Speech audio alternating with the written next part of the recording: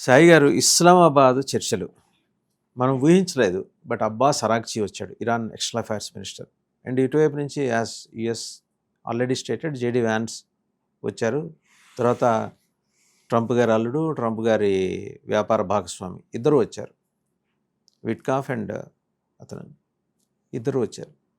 వీళ్ళు సరే రాజ్యాంగేతర శక్తులు అని చాలామంది అంటారు, కానీ ప్రతినిధులుగా, రాజ్యాంగ ప్రతినిధులుగా వాళ్ళు వచ్చి ఉండొచ్చు అక్కడ. బట్ ఏదన్నా ఇక్కడ జరగబోయేది ఏంటి? ఏమన్నా సీరియస్గా నడిచే చర్చలా, లేకపోతే ఏదో సోసో అని ఏమన్నా మాట్లాడే ప్రయత్నం? సీరియస్నెస్ బయటకు కనబడుతోంది, లోపల ఎంత మేర ఉందో తెలియదు మనకు. బట్ ఇరాన్ అమెరికా మధ్యనే చర్చలు జరుగుతున్నాయి. ఫస్ట్ మనం అర్థం చేసుకోవాల్సిందంటే ఇజ్రాయెల్ పాత్ర అసలు లేదు. Israel has no role to play. No role. Okay, but Israel ప్రస్తావన అయితే సీరియస్ గా జరుగుతోంది. ఇప్పుడు అదిగా సార్, మన ఇద్దరం మాట్లాడుకుంటున్నప్పుడు, ఒక మూడో వ్యక్తి గురించి మాట్లాడుకుంటున్నప్పుడు అతని ప్రెజెన్స్ లేకుండా మనం మాట్లాడుకునే ప్రయోజనం ఏంటి? కానీ అతన్ని మేము విలన్ గా చిత్రీకరించాలని అనుకుంటున్నప్పుడు అతని గురించి అతనే మెయిన్ ఎజెండా అవడం కూడా మంచిదే కదా ఇద్దరి మధ్య. రైట్.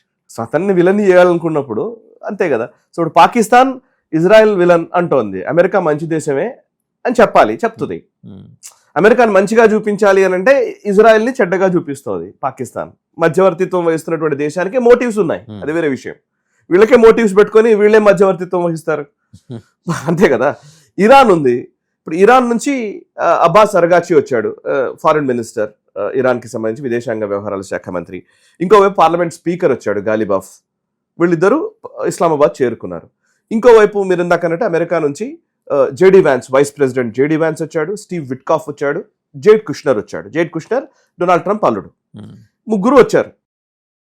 ఇక్కడ నుంచి వీళ్ళిద్దరు ఏంటంటే ప్రస్తుతం జరుగుతుంది చెప్తున్నాను నేను. అక్కడ ఒక హోటల్లో, 5 స్టార్ హోటల్ ఏదో సంథింగ్ హోటల్లో, పెద్ద హోటల్లో వేరు ప్లేసెస్లో వాళ్ళిద్దరిని ఉంచారు. వీళ్ళు ఏమనుకుంటున్నారని మధ్యవర్తిత్వం ఈ పాకిస్తాన్ చేయాలి. వీళ్ళు అనుకుంటున్నారు ఇటు తీసుకురావాలి, ఇటు తీసుకురావాలి. తర్వాత ఇద్దరు కలిసి కూర్చొని చర్చలు జరుపుతారు. This is the process. Okay, ఇక్కడ ఒక చిన్న సమస్య ఏమొచ్చిందంటే మొన్న చాలా పత్రికల్లో వచ్చింది, రాయిటర్స్ దగ్గర అన్ని పత్రికల్లో వచ్చింది.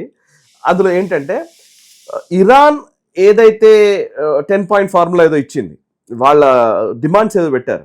ఆ డిమాండ్స్లో న్యూక్లియర్ ఎన్రిచ్మెంట్ గురించి, అంటే అణ్వస్త్రాల్ని పెంచుకుంటాము అనే అంశానికి సంబంధించి, అణ్వస్త్రాలు మేము పెంచుకొని తీరతాము, దానికి మీరు అంగీకరించాల్సిందే అనేది మొదటి డిమాండ్గా పెట్టారట. పార్సీ భాషలో అది డిమాండ్గా పెట్టారు. ఇంగ్లీష్లోకి వచ్చేసరికి ఆ డిమాండ్ లేదు. పాకిస్తాన్ ఈ డిమాండ్ తీసేసింది అనే చర్చ నడుస్తుంది వెస్టర్న్ కంట్రీస్ లో. ఓకే, అసలు న్యూక్లియర్ ఎన్రిచ్మెంట్ ప్రోగ్రామ్ గురించి అమెరికాకి చెప్పలేదట. అమెరికా అసలు దాని గురించి ప్రస్తావన లేదు కాబట్టి వదిలేశారట. సో తర్వాత పెద్ద వాటిల్లో అన్నిటిలో చర్చ వచ్చిన తర్వాత లేదు ఇంగ్లీష్లో ఒకలాగుంది, పార్సీలో ఒకలాగుంది. పార్సీనేమో చూస్తేనేమో న్యూక్లియర్ ఎన్రిచ్మెంట్ గురించిన ప్రస్తావన ఉంది, ఇక్కడేమో ప్రస్తావన లేదు. ఇది ఎవరు చేశారు, ఎందుకు జరిగింది, ఎట్లా కన్ఫ్యూజన్ క్రియేట్ అయింది అనేదో పెద్ద మల్లగులాలు పడుతున్నారు. సరే, ఇప్పుడు ఇక వచ్చిన ప్రకటనను పక్కన పెట్టేసి ఇప్పుడు చర్చల్లోకి వచ్చాం కాబట్టి, సరే న్యూక్లియర్ ఎన్రిచ్మెంట్ గురించి ఏం చర్చ జరుగుతుంది అనేది ఒక కీలకమైన విషయం. రెండోది ఇక్కడ మేజర్గా జరుగుతుంది, ఇరాన్ ఏం చేసిందంటే, ఇరాన్ ఈ పర్టికులర్ చర్చలని ప్రపంచానికి ఒక సింపతి, ఒక విక్టిమ్హుడ్ ని గెయిన్ చేయడానికి దీన్ని ఉపయోగిస్తోంది. ఇరాన్ చాలా చాకచక్యంగా, తెలివిగా చేస్తున్న పని. ఇప్పుడు ఏం చేశారంటే, అక్కడ ఒక హోటల్లో ఎక్కడో ఒక విజువల్ వచ్చింది. అది ఎక్కడ జరిగింది నేను పూర్తిగా చదవలేదు. బట్ అదేంటంటే, మొన్న ఒక స్కూల్ మీద అమెరికా స్ట్రైక్ చేసింది కదా, ఇజ్రాయెల్ అమెరికా స్ట్రైక్స్ చేశాయి కదా. ఆ స్కూల్లో చనిపోయినటువంటి పిల్లల ఫొటోస్, వాళ్ళ స్కూల్ బ్యాగ్స్, రక్తపు మరకలు ఉన్నటువంటి స్కూల్ బ్యాగ్స్ ని తీసుకొచ్చి ఒక దగ్గర మొత్తం ఒక హాల్లో ఒక్కొక్క చైర్ మీద ఒక్కొక్క ఫోటో, చనిపోయిన స్టూడెంట్ పిల్లల ఫోటో అండ్ వాళ్ళ స్కూల్ బ్యాగ్, అవన్నీ పెట్టి ఒక ప్రదర్శన చేశారు. దానికి గాలిబాఫ్ అండ్ అరగ్జీ ఇద్దరు కూడా వెళ్ళి వాటిని సందర్శించారు. ఇస్లామాబాద్ లో జరిగింది. ఓకే, అది ఏమైతుందంటే, అదేంటంటే ఆ ఫోటో ఆప్స్ చాలా కీలకం. ప్రపంచవ్యాప్తంగా కూడా ఇరాన్ పట్ల ఒక సానుభూతి రావడానికి ఇది ఉపయోగపడుతుంది. అది ఇంకా ఎక్కువ వైరల్ కాలేదు. నేను జస్ట్ పొద్దున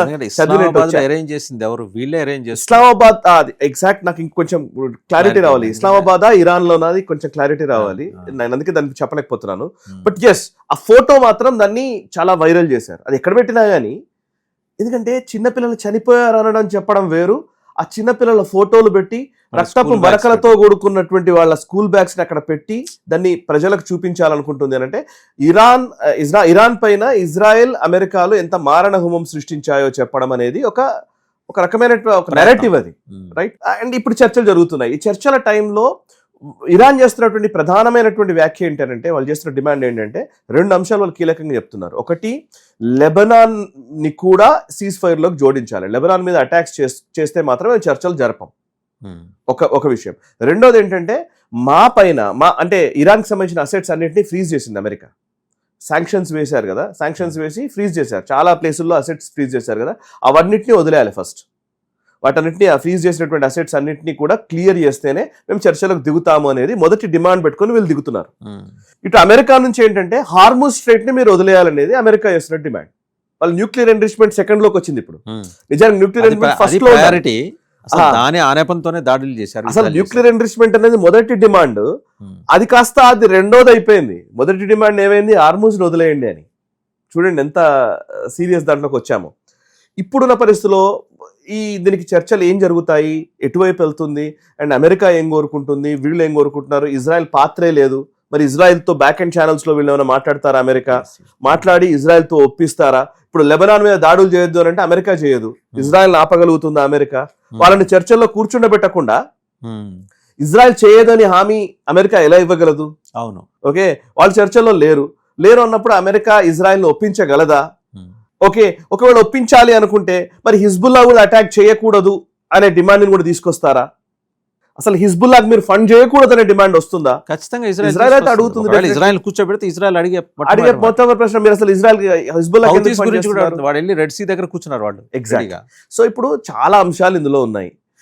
ఇప్పుడు అది కాక హార్ముజ్ స్ట్రైట్ దగ్గర మాకు టోల్ గేట్, మాకు టోల్ చెల్లించాలనేది వాళ్ళు చేస్తున్న డిమాండ్, ఇప్పుడు ఇరాన్ అడుగుతున్న డిమాండ్. దీని మీద కూడా సీరియస్ చర్చ నడుస్తోంది. అసలు యాక్చువల్లీ దీని మీద ఇంటర్నేషనల్ వాటర్స్ ట్రీటీలు ఏం చెప్తున్నాయి, ఓవరాల్ గా అంతర్జాతీయ జల చట్టాలు ఏం మాట్లాడుతున్నాయి అనేది చూస్తే దాంట్లో 2 రకాల ప్యాసేజెస్ ఉంటాయంట.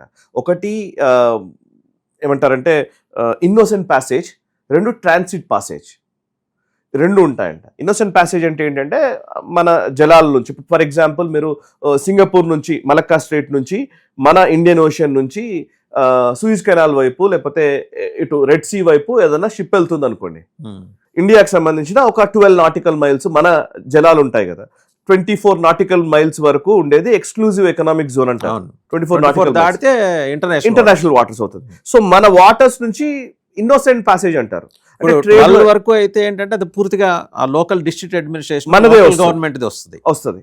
12 to 24 మీరన్న స్పెషల్ ఎకనామిక్ జోన్ వస్తుంది. అవును, ఆ పైన ఇంటర్నేషనల్ వాటర్స్ వస్తుంది. సో 12 to 24 మధ్య కొన్ని షిప్స్ పోతూ ఉంటాయి, వాళ్ళు వాణిజ్య అవసరాల కోసం అని కొన్ని షిప్స్ పోతూ ఉంటాయి. వేరే చైనా షిప్స్ ఇంకోటి చాలా షిప్స్ పోతాయి, సింగపూర్ షిప్స్, ఇండోనేషియా షిప్స్ ఏదో పోతుంటాయి. అది కనుక పోతున్నప్పుడు ఎగ్జాంపుల్ చెప్తున్నాను నేను, దాన్ని ఇన్నోసెంట్ ప్యాసేజ్ అంటారు. మాకు ఏం హాని జరగదు, మీకేం ప్రాబ్లం లేదు, మీరు మా వాటర్స్ లో యథేచ్ఛగా వెళ్ళొచ్చు విత్ అన్ని క్లియర్, అంటే మీరు ఇల్లీగల్ ట్రేడ్ చేయకుండా, మీరు మాకు నష్టం చేయకుండా, లేదా మా ఫిషర్ మ్యాన్స్ మీద అటాక్ చేస్తూనో ఇట్లాంటి ఏవో చేయకుండా, పైరేట్స్ యాక్టివిటీస్ చేయకుండా మామూలు షిప్ మూవ్మెంట్ ఉందనుకోండి, దాన్ని ఇన్నోసెంట్ ప్యాసేజ్ అంటారు. దానికి ఏం ప్రాబ్లం ఉండదు, దేశాలు అలో చేస్తాయి. ఒకవేళ వాళ్ళు ఏదైనా చర్యలు పాల్పడ్డారనుకో, ఇల్లీగల్ చర్యలకు పాల్పడ్డారనుకో, అప్పుడు మనం వాళ్ళని డీటైన్ చేసే అవకాశం ఉంటుంది, ఆ హక్కు మనకు ఉంటుంది, మన వాటర్లో వచ్చారు కాబట్టి. ఇన్నోసెంట్ ప్యాసేజ్ అనేది కామన్ గా జరిగేది. బట్ స్ట్రైట్స్ లో, అంటే జలసంధుల ప్లేసుల్లో, ఇప్పుడు స్ట్రైట్ ఆఫ్ హార్ముజ్ కానివ్వండి, ఈవెన్ బాబెల్ మ్యాండేబ్ కానివ్వండి, ఇట్లా కొన్ని స్ట్రేట్స్ ఉన్నాయి కదా, మలక్కా స్ట్రేట్ కానివ్వండి, ఇట్లాంటి స్ట్రేట్స్ లో ఆయా దేశాలకు హక్కు ఉంటుంది. ఆ పర్టికులర్ వాళ్ళ వాటర్స్ కాబట్టి అవి వాళ్ళ వాటర్స్ నుంచి మీరు పాస్ చేస్తున్నప్పుడు ట్రాన్సిట్ పాసేజ్ అంటారు దాన్ని. ఇప్పుడు ఈ స్ట్రేట్ ఆఫ్ హార్ముజ్ అనేది ట్రాన్సిట్ పాసేజ్ కిందకి వస్తుంది. ట్రాన్సిట్ పాసేజ్ చేసినప్పుడు ఏంటంటే ఇరాన్ అనే దేశము వాళ్ళ జలాల నుంచి పోతుంది కాబట్టి అటు ఇరాన్ జలాలు ఉన్నాయి, ఇటు ఒమన్ జలాలు ఉన్నాయి. ఓకే, కొంచెం కిందకు వస్తే ఇప్పుడు సౌదీ అరేబియాకి సంబంధించినవి ఉండొచ్చు. ఓకే, ఈ టైంలో ఇరాన్ నిజంగానే ట్రాన్సిట్ ఫీజు వసూలు చేయవచ్చట, జల చట్టాల ప్రకారం చేయొచ్చు. ఇంటర్నేషనల్ వాటర్ ట్రీటీస్ పరంగా చూస్తే వాళ్ళు నిజంగానే డబ్బులు వసూలు చేసుకోవచ్చు. దానికి ఒక ఎగ్జాంపుల్ కూడా ఉంది, టర్కీ చేస్తుంది. ఇస్తాంబుల్ స్ట్రేట్ అని ఉంది, అక్కడ టర్కీ వసూలు చేస్తుంది, వాళ్ళు మనీ తీసుకుంటారు, కాకపోతే వాళ్ళు సర్వీస్ ఇస్తారు. ఇప్పుడు వీళ్ళని కూడా సర్వీస్ అడగవచ్చు. సర్వీస్ అంటే ఏమి ఇస్తారు వాళ్ళు, మీరు ఈ స్ట్రేట్ నుంచి వెళ్ళాలి అని అంటే, ఫర్ ఎగ్జాంపుల్ లైక్ ఇప్పుడు చిన్న స్ట్రెచ్, అది 30 కిలోమీటర్ స్ట్రెచ్, అందులో షాలో వాటర్స్ అంతా తీసేస్తే ఒక 10 కిలోమీటర్సే నిజానికి డీప్ వాటర్స్ ఉంటాయి. అదే ఓకే, 10-15 కిలోమీటర్స్ డీప్ వాటర్స్ ఉంటాయి స్ట్రేట్ ఆఫ్ హార్మస్. అక్కడ మాత్రమే షిప్ వెళ్ళగలదు. సో అందుకే చాలా షిప్ మూవ్మెంట్ ఎక్కువగా ఉంటుంది కాబట్టి ఒక షిప్ ఇంకో షిప్ ఢీ కొనకుండా నావిగేషన్, వాటికి లైటింగ్, లేకపోతే అక్కడ అవసరాలు, లేకపోతే ఒక షిప్ ని పోయిన తర్వాత ఇంకో షిప్ ని అలో చేయడము, వాళ్ళకి ఇబ్బంది రాకుండా చూసుకోవడము, వీటికి సంబంధించి కొన్ని సర్వీసెస్ ఉంటాయి. ఆ సర్వీసెస్ టర్కీ ఇస్తుంది. సో మేము ఆ సర్వీసెస్ ఇస్తున్నాం కాబట్టి మేము వసూలు చేస్తున్నాం అనేది వాళ్ళ క్లెయిమ్, టర్కీ క్లెయిమ్. ఇప్పుడు సేమ్ ఇప్పుడు కూడా ఇరాన్ విషయంలో కూడా మేము మీకు సర్వీసెస్ ఇస్తాము, మరి మీరు ట్రాన్సిట్ టోల్ వసూలు చేస్తా అంటున్నారు. వసూలు చేస్తే మరి ఏ సర్వీసెస్ ఇస్తారు, దీని మీద చర్చ జరగవచ్చు. సో ఓవరాల్గా ఇప్పుడు మాట్లాడితే స్ట్రేట్ ఆఫ్ హార్మూజ్ని రిలీజ్ చేసే విషయంలో ఇరాన్ ఇవాళ చాలా చిన్న భిన్నం అయిపోయింది. వాళ్ళకు మనీ చాలా అవసరం, ఇప్పుడు ఫండ్స్ చాలా అవసరం. సో ఫండ్స్ కావాలి కాబట్టి ఇప్పుడు అమెరికా నష్టపరిహారం ఇవ్వడం అటుంచితే, నష్టపరిహారం ఇవ్వకపోవచ్చు కానీ, బట్ స్ట్రేట్ ఆఫ్ హార్మూజ్ మీద హక్కులు ఇస్తే అక్కడ రావాల్సినటువంటి ఆ టోల్ కట్టడం అనే ఒక ఆనవాయితీ కనుక తెరకు తీస్తే, సో ఇప్పుడు ఇరాన్కి కొంత ఇన్కమ్ వచ్చే అవకాశం ఉంటుంది. కాబట్టి దాని మీద కొంచెం సీరియస్ గానే పట్టుబట్టే అక్కడ అనుమతిస్తున్నప్పుడు గట్టిగా ఇరాన్ పట్టుబట్టే అవకాశం ఉంది ఇస్లాం ఖచ్చితంగా. బట్ చర్చలు జరిపేవాడి శాంక్టిటీ మీద ఆధారపడి ఉంటుంది కదా, అవి సక్సెస్ అవుతాయా ఫ్యూటైల్ అవుతాయా అనేది. ఇప్పుడున్న పరిస్థితుల్లో డొనాల్డ్ ట్రంప్ కి వేరే ఆప్షన్ కూడా లేదు. Donald Trump wants exit. సరే ఏదో ఒకటి ఒప్పించి బయటకు రావాలనుకుంటే, వాడు 10 రూపాయలు అడిగితే లేదులే రూపాయి పావులు ఇస్తాను మేబీ అట్లా ఒక అంగీకారం. ఎందుకంటే ఇప్పుడు లేదా ఇద్దరం కలిసి చేద్దాం, 100 రూపాయలు తీసుకుని నేను పావులు. మీరు ఇంటర్నేషనల్ రెస్పాన్స్ చూసినా కూడా మరి గల్ఫ్ దేశాల దగ్గర నుంచి యూరోపియన్ కంట్రీస్ అందరూ కూడా ఇప్పుడు మీరు సీజ్ ఫైర్ అని ప్రకటించకపోతే, మీరు దాడులు చేయకుండా ఉండండి, కొన్ని రోజులకు మెల్లిగా నయానో భయానో ఇరాన్ ఒప్పించుకుంటాం, ఫస్ట్ మీరు దాడులు ఆపండి చాలు అనే పరిస్థితిలో ఉన్నారు అందరూ. మీరు దేనికి ఒప్పుకుంటారో దేనికి ఒప్పుకోరో ఇవన్నీ తర్వాత సంగతి, మీరు దాడులు ఆపండి ఫస్ట్ అనే పరిస్థితిలో ఉన్నారు. సో సీజ్ ఫైర్ అనివార్యం. ఓకే, సీజ్ ఫైర్ అనివార్యం అనే పరిస్థితి ఉంది. కాకపోతే ఇరాన్ ఇంకా కొంచెం సీరియస్ గా ఏదైనా కొత్త అలిగేషన్స్ తీసుకొచ్చి అవి చేస్తే అమెరికా డొనాల్డ్ ట్రంప్ ఉన్నటువంటి ఈగో మనం చెప్పనక్కర్లేదు. సో ఆ ఈగో హర్ట్ అయ్యే విధంగా ఏం చేస్తారనేది మనం చూడాలి. అది జేడీ వ్యాన్స్ చేసే దౌత్యం మీద ఆధారపడింది. బట్ నాకు అనిపిస్తోంది ఏంటంటే జేడీ వ్యాన్స్ ఇవాళ ప్రజాభీష్టం మేరకు పనిచేస్తాడని నేను అనుకుంటున్నా. అంటే అమెరికాలో ఉన్న 3 జేడీ వ్యాన్స్ కి తెలుసు. సో డొనాల్డ్ ట్రంప్ కు వ్యతిరేకత ఉంది విపరీతంగా అమెరికాలో. ఇక్కడ రాజకీయం వస్తుందండి, పక్తు రాజకీయమే నేను ఆలోచించేది, నేను వేరే ఆలోచించట్లేదు. అమెరికాకు ప్రయోజనాలు ఇరాన్ ప్రయోజనాలు కాదు. ఇప్పుడు జేడీ వ్యాన్స్ వ్యక్తిగత ప్రయోజనాల్లోకి వెళ్తే డొనాల్డ్ ట్రంప్ కి సక్సెసర్ ఎవరు? JD Vance, vice president. కాబట్టి ఇవాళ నిజంగా కాలం కలిసి వస్తే డొనాల్డ్ ట్రంప్ ని దింపాలని అందరూ అనుకుంటే జేడీ వ్యాన్సే అవుతాడు ప్రెసిడెంట్. అమెండ్మెంట్ 25 కూడా అదే కదా. అమెండ్మెంట్ 25 వచ్చిందంటే ప్రెసిడెంట్ దిగిపోయాడంటే వైస్ ప్రెసిడెంటే అవుతాడు. పొలిటికల్ వ్యాక్యూమ్ ఉండకూడదు.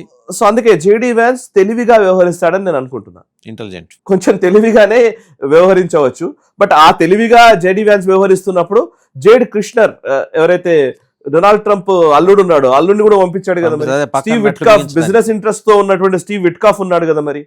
సో ఇందులో ఈ రాజకీయాల మధ్య ఏం జరుగుతుందో చూడాలి. ఇప్పుడు యాక్చువల్లీ అమెరికన్ సొసైటీలో కూడా స్టేట్స్మెన్స్ కరువు అయిపోయారు.